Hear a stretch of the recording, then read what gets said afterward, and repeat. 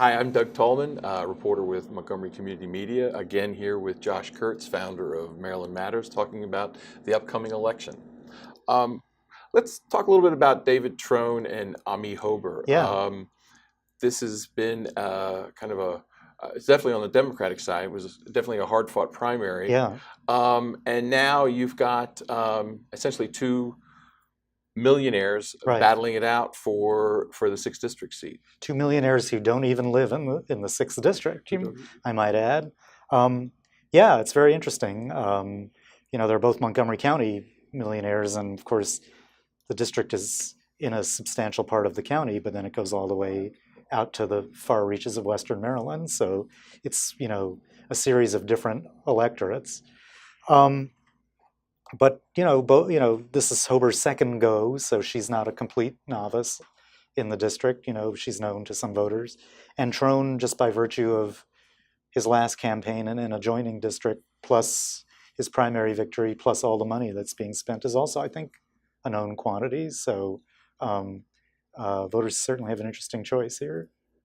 Um, Now, granted, Hober, granted, Trone ran in the 8th district Yeah, 2 years ago. yeah, Spent what $12 million of his own in money that neighborhood. in that neighborhood, and came behind Jamie Raskin. Right. What is it about this time around that it looks like he has a path to victory?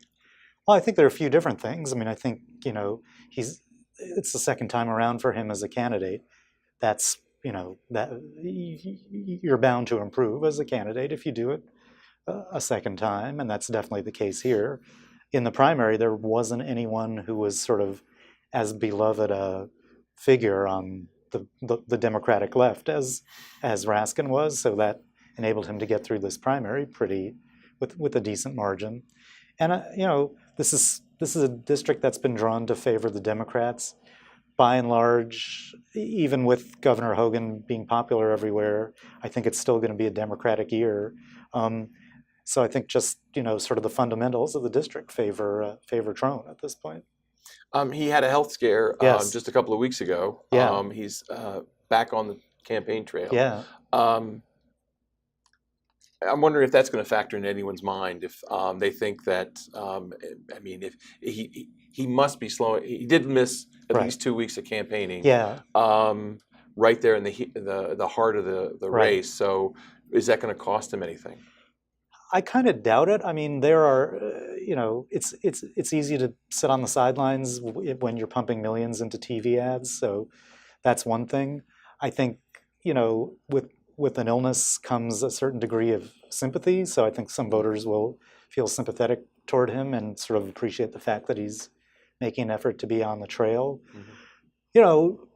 You could argue that his campaign was less than forthcoming about his condition when they were first asked about it. That's probably more, something insiders talk about. I'm not sure that kind of trickles down to average voters. Could the Hober campaign and her supporters make an issue out of that? Maybe, but I think the illness is probably a wash at this point, particularly if he's fully recovered and back out on the trail. And I know they have a couple of debates scheduled back to back, so and he'll be there. Okay. So, yeah. All right. As much as the parties separate them, they're both they both come across as fairly centrist politicians. Yes.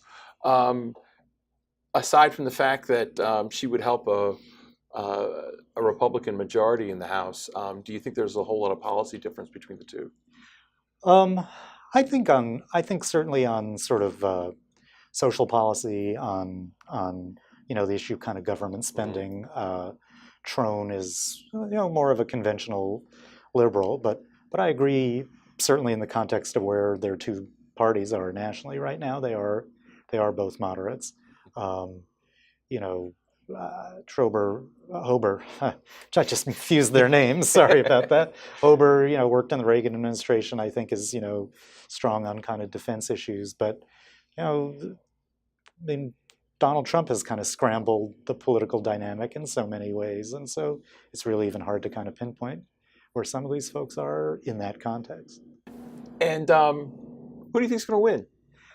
I think the fundamentals of the district and this cycle and the fact that he's spending so much money favor Trone. Thank you, Josh Kurtz from Maryland Matters. And thank you for watching. For more information, check out our website at mymcmedia.org or Josh's website, marylandmatters.org. And don't forget to vote. Election Day is November 6th.